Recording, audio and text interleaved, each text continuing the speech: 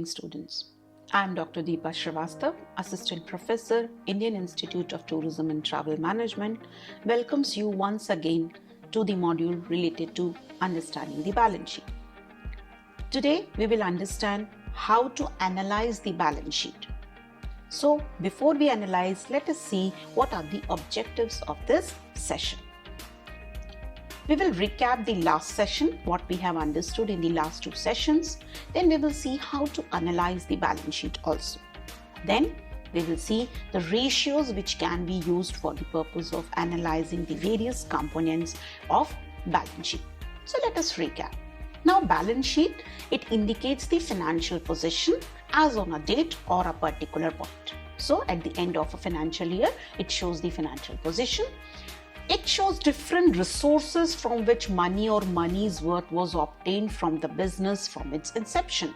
That is, it shows the sources of fund and the uses of fund. So sources of fund can be in the form of assets. What are the various assets the company is going to have and what are the various liabilities? So these assets and liabilities shows the sources of fund in the form of inflow and outflow of resources in your organization. It shows the various forms in which money or money's worth has been employed in the business from its inception. So it shows the forms in which money or money's worth has been employed, that is the value of your assets and liabilities, and in what different forms, that what is the different categories of assets and liabilities which are there, which we have already seen in the last session. So that can be seen from your balance sheet. So now let us start. Let us start with the analysis and interpretation of balance sheet. Now, balance sheet normally contains huge data and the figures, which we have already seen that the balance sheet can have a number of assets, different types of assets, and it can have a different types of liabilities also. Now, if you want to understand it, what is the relationship between the assets and the liabilities? What type of a relationship it is? What is the financial position of a company? Whether the company is in a very good position, solvency position of your balance sheet, of your business can be known if we analyze, if we deeply look into the various values which are being shown in your balance sheet. We know that balance sheet is the statement which talks about the solvency position of your company. So it needs the analysis, understanding of it. What is the meaning of analysis? It is about breaking something into components. That is, huge data is there, huge information is there, and now we need to break those information or data into those components so that it is easily understood to us. Huge data and raw data into manageable forms. That is something which can be managed and which can communicate something meaningful is your analysis. So we select, we evaluate and interpret the data so that whatever is there in the balance sheet, we are in a position to comment about the solvency and the financial position of your company. So this is about the analysis. Now when we talk about balance sheet, how we are going to do this analysis and how we can interpret it, that is, we can study the balance sheet. So let us see that.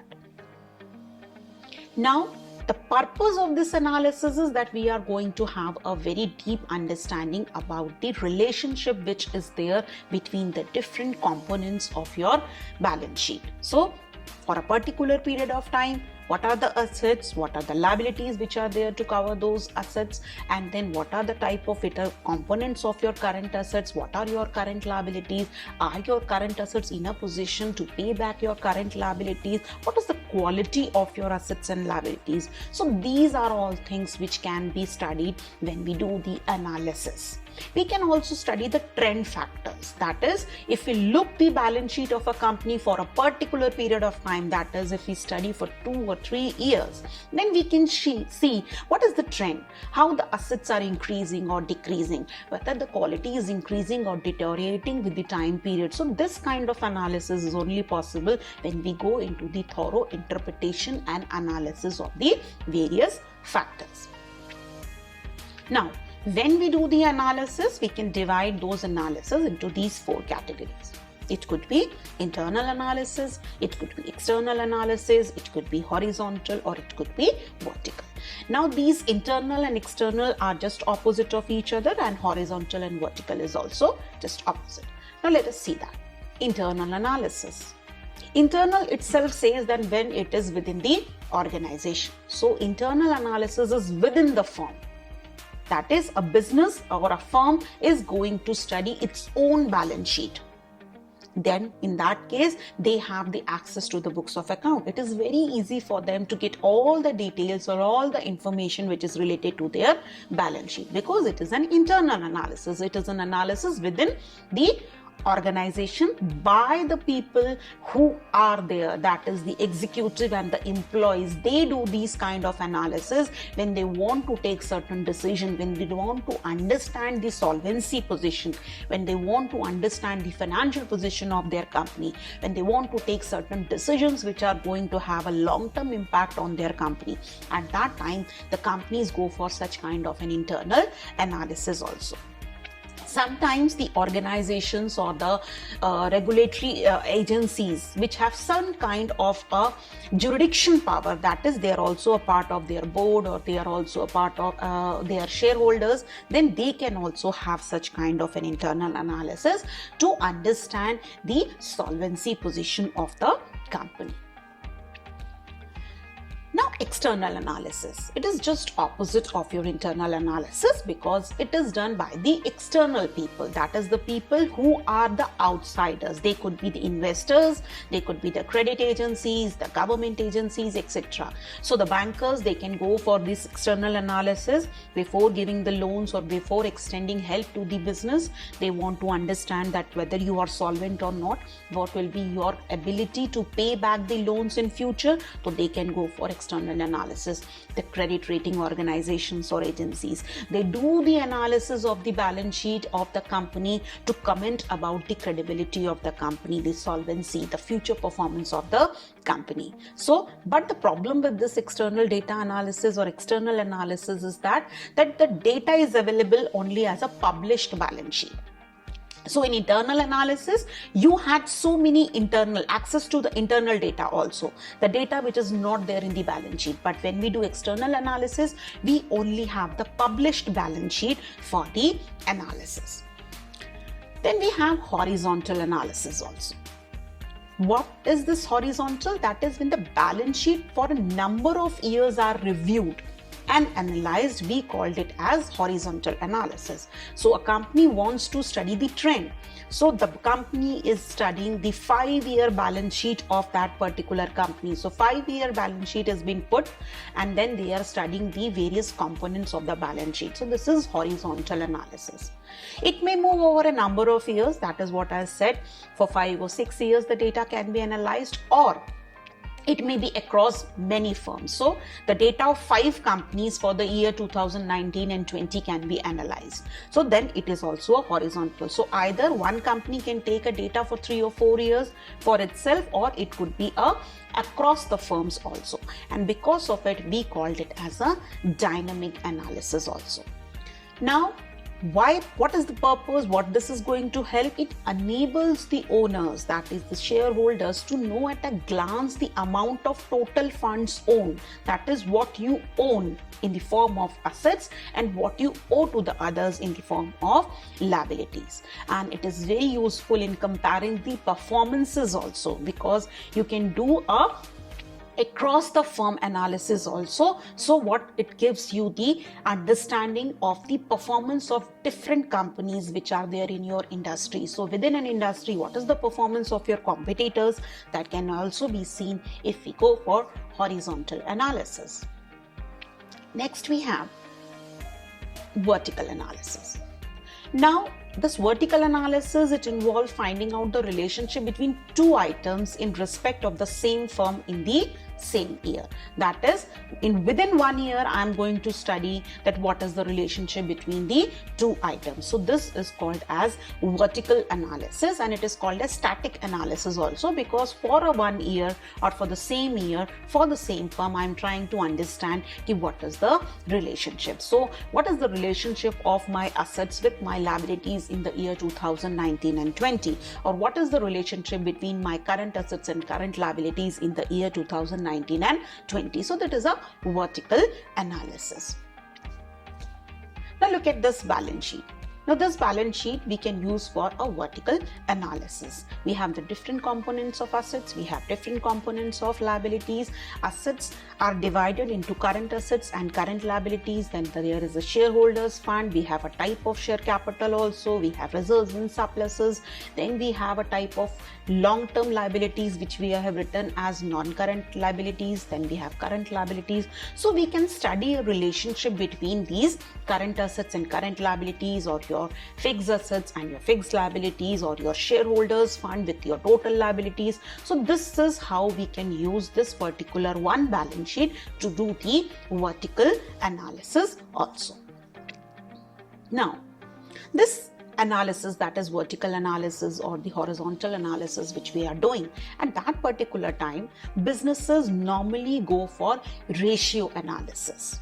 This ratio analysis is one of the very important tool of analysis, because what we are doing in analysis, we are trying to study the relationship. It could be across the years, it could be within the years, it could be within the firm, or it could be with your competitors. So when we are doing this analysis, we need certain techniques, we need certain tools. So financial ratios is one of the tools which has been very extensively used by the organizations to study the relationship.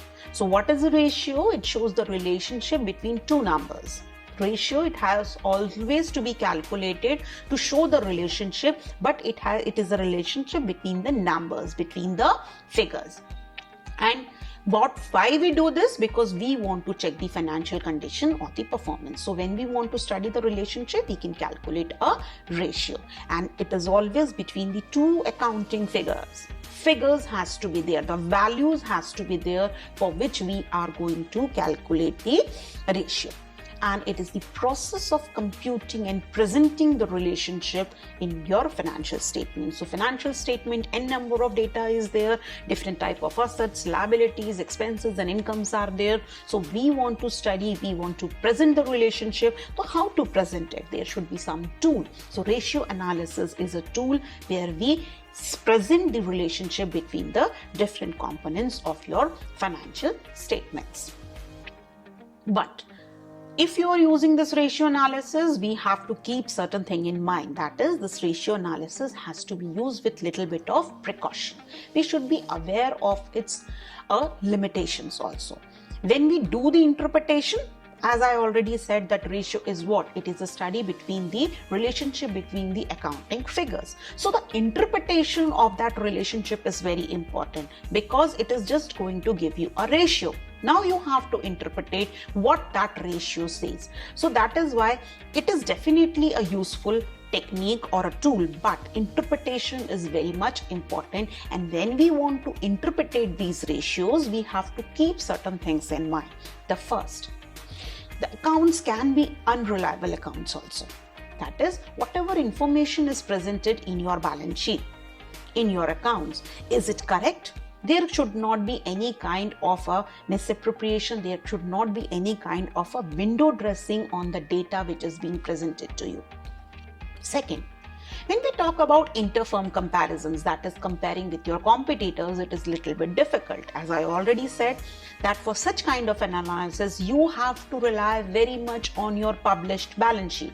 So other than the published balance sheet, we do not have any other data. So only whatever is there in your balance sheet, that is the basis of calculating the ratios. So inter-firm comparisons sometimes become difficult. So sometimes how you have defined your assets, how you have presented in the balance sheet, it could vary from firm to firm. So this inter-firm comparison sometimes become difficult. Then the prices are changing. Whatever is the price of your current assets, like for your inventory, definitely it would change. So sometimes when you purchase the inventory, the cost was something else, but at the time when you are preparing, you have prepared your balance sheets, the prices are different. Same within the firms, across the firms, the problems can be there. So when the prices are changing, we are following the historical cost concept also. So whatever we are showing in the balance sheet, it is for the fixed assets, it is as based on the historical cost. For the current assets, it depends on the policy of the firm. So problem is that there can be problems with the price changes. So how we are going to tackle that when I am calculating the ratios? Then the terms are different and the formulas are different. Somewhere you will find that one particular ratio has been defined differently. Somewhere it has been defined very differently. Then the terms. Maybe somewhere the equity will say, okay, this is what includes in that, and somewhere in some places you will find that, okay, when the firm was calculating this particular aspect, then they have not included. So that difference becomes very difficult to tackle when we calculate the ratio. Different standards are there. When we study the ratio, certain standards are being given to us, that is 2:1 is good or 1:1 is good. But within the companies or within the industries, these ratios will change. You cannot say that these standard ratios are applicable to everyone. Some company may have a bad ratio as compared to what the other companies are having, but that is bad only because as per the standard ratios given. But if you go into the deeper analysis of the company, you will find, no, that is okay. So different standards are there. Then you need a deeper analysis also. Just simply saying I have compared the published balance sheet of the companies and it is going to give me a better understanding, no. So if you find something is there in the ratios, something good is not there, some bad indication is there, for that you cannot simply rely, okay, whatever ratio analysis has said, that is correct. No, for that you need a better understanding, a deeper understanding. So along with the ratios, you should use other tools of analysis also. And then year-on-year data also. So sometimes it becomes very difficult to calculate or to make an analysis on the basis of this kind of a data also. So these are the certain limitations of your ratio analysis. But yes, limitations are there, but yes, these has to be used. It is a useful tool if we use it with certain precautions. So now let us see. This is an example of a company. And in this, I have taken the asset side. So the asset side, the different values have been given. We have the current assets on one side, and then we have the fixed assets, and the total of the assets has been given to us. Then we have the second part of the balance sheet also, which shows the liabilities. This shows the liabilities of the company. So we have the assets and the liabilities. Now we will take these assets and liabilities to calculate certain ratios for this company for the assessment year 2020. Current ratio. First we will calculate the current ratio. Now what is this current ratio? Basically this current ratio talks about the short-term liquidity position of a company. It is an indicator of the company that how well the company is able to meet its short-term liabilities. That is whether the company will be able to meet the liabilities which arise within one accounting period or within one operating cycle. It is used to assess the short-term financial position. That is what I said, the short-term liquidity of the company. It shows a number of times the current assets are in excess of your current liabilities. That is how many times your current assets cover your current liabilities. And it is generally accepted that if the ratio is 2:1, that is for every 1 rupee of your liability, current liability, you have 2 rupees in your current assets, then we say that yes, this is a good ratio. But as I said that okay, 2:1 is a standard ratio, but you cannot blindly believe on that because it changes from company to company, it changes from industry to industry. But as a standard, we say if it is 2:1, somewhere it is good. And then it says that okay, realization of assets, that is, it says that realization of assets will be sufficient to pay the current liability and the company will be able to meet the day-to-day expenses. So if it is a good ratio, 2:1, it means the company has sufficient of current assets and timely the company will be able to pay its short-term liabilities. So now let us see how we are going to calculate the current ratio.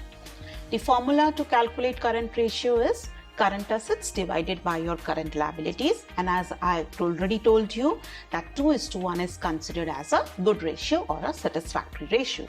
So the same data which I have shared with you in the last slide, we have taken the current assets from there. So the current assets are around 5860.80. Then we have the current liabilities, it is around 4490.91. So the difference between your current assets and current liability is around 1369.89. Now this is another very important thing which we always see when we do the analysis of balance sheet. We always find out the net working capital. So net working capital is always the difference between your current assets and current liabilities. But now let us see what will be the ratio.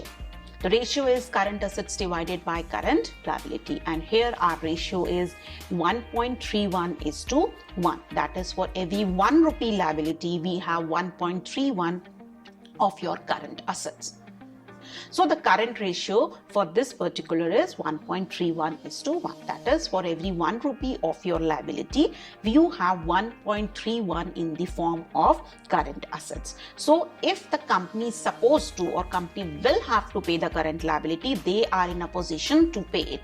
But if they pay it, the remaining will be only 0.31 remaining with the company after paying for the liability. So another ratio is quick ratio. Now we will get into a deeper calculation of the ratio.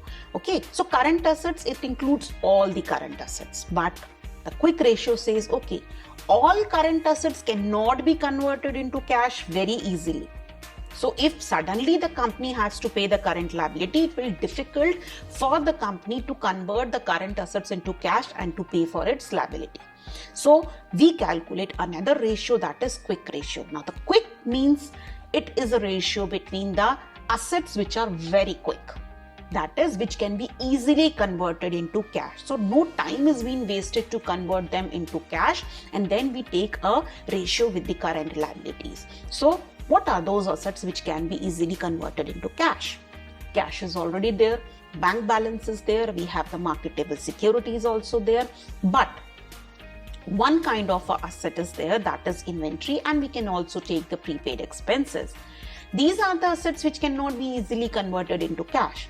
Inventory, the stock of the goods, raw material, finished goods or semi-finished goods. It cannot be very easily converted into cash, it will take some time. Similarly, prepaid expenses, these are the expenses which has already been paid. So how can you convert it into cash now?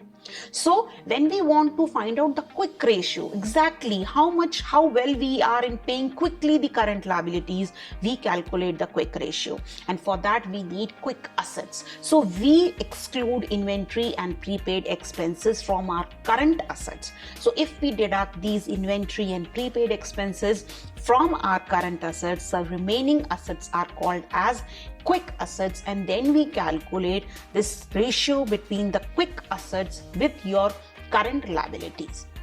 It includes cash, debtors, bills receivable, bank account or bank balance with the company. So then the ratio, the best ratio, the better ratio for this is 1:1. That is, you should have that much enough of current assets, which quick assets, which can pay your current liability. So the better ratio is 1:1. Now let us see how to calculate it. The same example which we have taken, we have the current assets, and from that we have deducted the inventory. So now the quick assets are after deducting the inventory, because we do not have the prepaid expenses. So we have deducted your inventory, the stock, and now the quick assets with the company is around 4750.44. The current liabilities, it remains same, that is 4490.91. So now the net working capital in this way is your 260.44. And the quick ratio is between your quick assets and your current liabilities. So that is 1.06:1. Now, if we refer to the better ratio which we have seen, that is 1:1, we will say yes, the company is in a good position, because to pay the current liabilities, they have that much of quick assets which can fully pay the current liabilities. So the ratio is 1.06:1. So this is the quick ratio, which gave a better understanding of your current assets, your current liabilities and your quick assets. Now, another important ratio. In your balance sheet, we not only have the current assets and current liability, we have another important component. We have another important part, that is the equity. Equity, the money which belong to the equity or to the shareholders, the money which belong to the owners. So that is why now we calculate the debt equity ratio. Debt means the total liability of the firm and equity means the money which belongs to the shareholder. Now why we are calculating this ratio? Now, this ratio is helpful to evaluate the financial leverage, the dependence of the company on external financing. So we calculate the financial leverage. It is very important because we have to measure the degree to which the company is financing its operations through debt versus the fully owned funds. That is, what is the ratio between the funds which are being financed by the external people and financing by the internal people, that is by the owners. And it reflects the ability of the shareholders' equity to cover all the outstanding debts in the event of winding up of the company. So if the company is going to close, it shows the ability of the equity shareholders, the value of the equity in the company, that how well they will be able to cover all the debts which are there in the company. So the organizations, the companies which are there for financing, or the bankers who are there to provide the financial help to the company, they are very much interested in knowing this particular ratio. Even the shareholders, they also want to know the ratio. Now let us see how to calculate it. The ratio that can be calculated, the formalized debt equity ratio is equals to all your liabilities, that is your current liability plus your long-term liabilities, and it is going to be divided by total shareholders fund or the equity. We will follow the same last example. From there we have taken the total debt was 8840.71, and in that particular data you have a shareholders equity which was 33.09.21. So the ratio is, we are going to divide the total debt, that is current liability plus long-term liability, with your shareholders fund, and the ratio is 2.67. Now, for what is the interpretation of this ratio? Now this ratio says for every rupee of the shareholders fund in the company, there is 2.67 of the lender's claim. Then lower the lender's claim to the shareholder, lower are the demand of the firm's earnings. So company will have to earn to pay these claims. So for that, this should be on a lesser side. And if it is less, it means the leverage is less. That is, the dependence is less. And that is why we say the good ratio is 2:1. That is the acceptable ratio. Now, these were the certain ratios which we have seen related to the ratio analysis, which is a very important part of analyzing your balance sheet. Now, this balance sheet analysis of balance sheet will definitely talk about the financial health and the financial position and the long-term solvency position of your company, the ability of the company to survive in the near future, the ability of the company to pay its fixed liabilities timely. And there are different techniques which can be used. Whatever techniques we have discussed right now, this is a part of it. So there are n number of other techniques which are being available. We can go for cash flow analysis, we can go for comparative statements, we can go for common size statements. So n number of other techniques are also being there.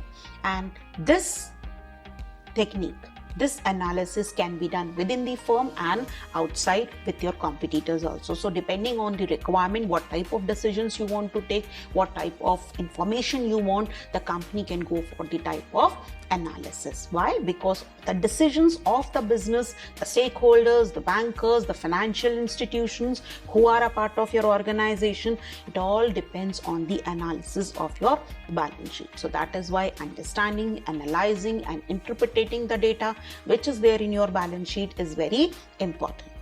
I hope that this session would be fruitful to you and it would have given you a better understanding of what are the various type of analysis and how these analysis can be helpful. Thank you.